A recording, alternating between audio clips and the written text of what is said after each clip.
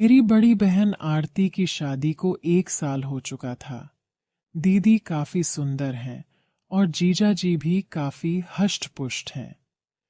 शादी के बाद दीदी कम ही हमारे घर आया करती थीं, क्योंकि जीजा जी को दीदी के बिना बिल्कुल भी रहा नहीं जाता था। दीदी और जीजा जी एक दूसरे से बहुत प्यार करते हैं और एक दूसरे के बिना नहीं रह सकते। ये बात मुझे उस दिन समझ में आई जब दीदी दिवाली पर हमारे घर आई हुई थीं। दीदी को आई 1 हफ्ता हो चुका था, लेकिन जीजा जी के फोन दिन भर में कई बार आते रहते थे। दीदी अक्सर कहती थीं, इतनी जल्दी कैसे आऊं, कुछ दिन और रुकने दो। पर आप भी फोन करके ऐसी ऐसी बातें करते हो जिससे मुझे भी आपकी बहुत याद आने लगती है। उतने में मम्मी आ गईं और दीदी ने फोन काट दिया। मम्मी ने दीदी को किचन में बुला लिया, क्योंकि दिवाली की मिठाई, चिवड़ा, करंजी वगैरह बनानी थी। हम सब ने मिलकर शाम तक आधी चीजें बना ली थीं और बाकी की मिठाई अगले दिन बनाने का तय हुआ। शाम ढल चुकी थी और मैं खिड़की से बाहर देख रही थी। तभी मैंने देखा कि जीजा जी बाहर खड़े हैं। मैंने जल्दी से दीदी को आवाज लगाई। दीदी बाहर आते ही बोली, आप तो सच में आ गए। मुझे लगा फोन पर आपने ऐसे ही कहा था। इतने में मम्मी भी आ गईं और बोली, मेहमान, आप कब आए? कोई खबर नहीं, कुछ नहीं। पहले बोल देते तो आपकी खातिरदारी के लिए पहले से तैयारी कर लेते। जीजा जी बोले, नहीं सासू माँ, काम से शहर आया हुआ था तो सोचा आप लोगों से मिलते हुए ही जाऊं। मम्मी ने कहा, जाने की बात अभी से मत कीजिए। अभी आए हैं तो खाना पीना खाकर आराम करके सुबह जाना। मैं आपको अभी बिल्कुल नहीं जाने दूंगी। जीजा जी कुछ नहीं बोले और मुझे भी मालूम था कि जीजा जी जाने के लिए नहीं आए हैं। इतने में दीदी पानी लेकर आईं और जीजा जी को पानी देते हुए धीरे से फुसफुसाईं, मुझे अच्छे से पता है कि आप किस लिए आए हैं। 1 हफ्ता भी नहीं रह पाए मेरे बिना। जीजा जी मुस्कुराकर बोले, तुम हो ही ऐसी। यह सुनकर दीदी शर्माकर मुस्कुराईं और वहां से चली गईं। थोड़ी देर में खाना बनकर तैयार हो गया। हम सब ने साथ में खाना खाया और बातें करते करते रात बिताई। जीजू का बिस्तर बाजू वाले कमरे में लगाया गया था और सबको अब सोने की तैयारी करनी थी। घर के सारे लोग अपने अपने कमरे में सोने चले गए थे, लेकिन मैं, दीदी और जीजू अब भी सोफे पर बैठे टीवी देख रहे थे।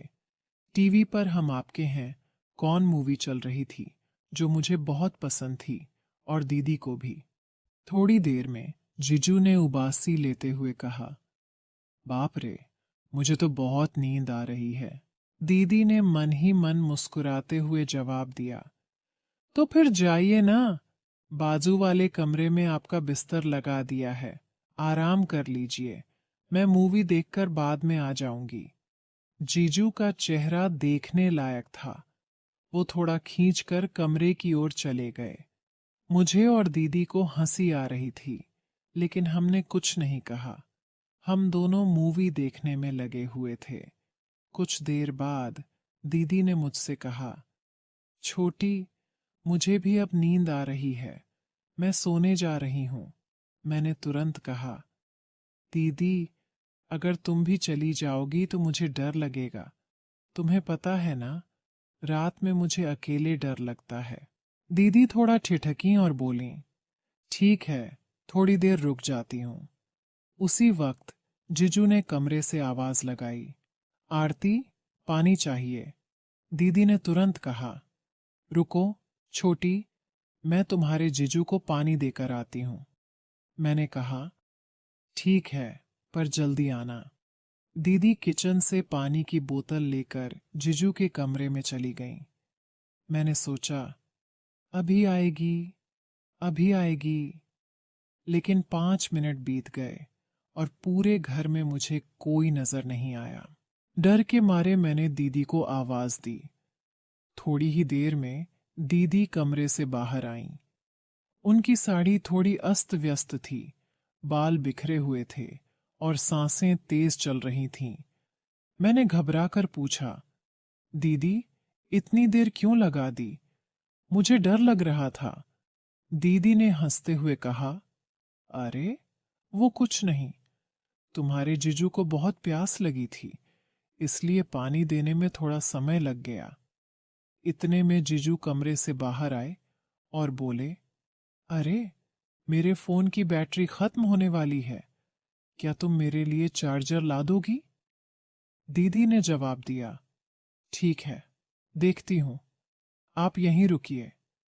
लेकिन जीजू ने कहा, अरे तुम देखो, मैं कमरे में वेट करता हूं। यह कहते हुए वे वापस कमरे में चले गए। दीदी मेरे कमरे में गई और वहां से मेरा फोन चार्जर उठाकर जीजू को देने उनके कमरे में चली गईं। मैंने सोचा कि चार्जर देकर वो तुरंत वापस आ जाएंगी, लेकिन थोड़ी देर बीत गई और दीदी का कोई अता पता नहीं था। मैंने एक बार फिर से दीदी को आवाज दी, लेकिन कोई जवाब नहीं आया। मैं समझ गई कि शायद दीदी चार्जर लगाकर फोन की चार्जिंग में व्यस्त होंगी।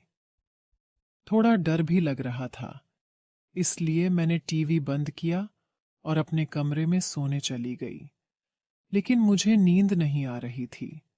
बिस्तर पर लेटकर मैं अपना फोन चलाने लगी।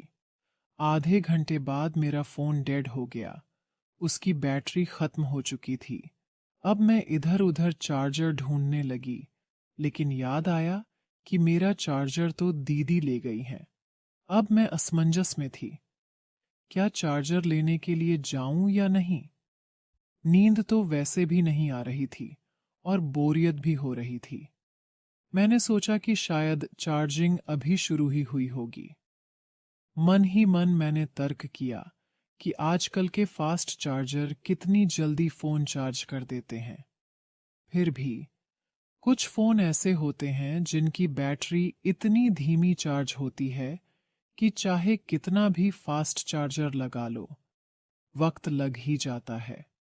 मैं सोचने लगी कि एक बार जाकर देख ही लूं कि जीजू का फोन कितना चार्ज हुआ है, या फिर अभी चार्जिंग शुरू ही हुई है। लेकिन यह विचार मेरे दिमाग में घूम रहा था कि आखिर मुझे कमरे में जाना चाहिए या नहीं। मुझे बोरियत महसूस हो रही थी और फोन के बिना समय काटना मुश्किल लग रहा था। आखिरकार मैं चार्जर लेने के लिए जीजू और दीदी के कमरे की ओर बढ़ी। जैसे ही दरवाजा खोलने की कोशिश की, वह अंदर से बंद था। खिड़की भी पूरी तरह से अंदर से बंद थी, लेकिन कमरे के अंदर से हल्की रोशनी बाहर आ रही थी, जो कांच की खिड़की से दिख रही थी। मैंने सोचा, सो तो नहीं गए होंगे। कुछ पल ठिठकी, फिर दीदी को आवाज लगाई। पहली बार कोई जवाब नहीं आया। दूसरी बार फिर आवाज दी, तब दीदी की आवाज आई, क्या है? क्यों परेशान कर रही है इस टाइम पर? मैंने कहा, दीदी, वो मेरा फोन चार्जर अंदर रह गया है। मेरा फोन बंद हो गया है, चार्जिंग करनी है। जीजू का फोन चार्ज हो गया हो तो मुझे चार्जर दे दो। दीदी ने थोड़ी खींच भरी आवाज में कहा, अरे नहीं हुआ है फोन चार्ज। तुम्हारे जीजू के फोन को चार्ज होने में काफी समय लगता है। चार्जिंग तो अभी अभी शुरू हुई है। तुम जाकर सो जाओ, परेशान मत करो। मैंने कहा, दीदी, बस 10 मिनट के लिए चार्जर दे दो, मेरा फोन फास्ट चार्जिंग करता है। दीदी ने जवाब दिया, ठीक है बाबा, लाती हूं, तू अपने कमरे में जा। मैं अपने कमरे में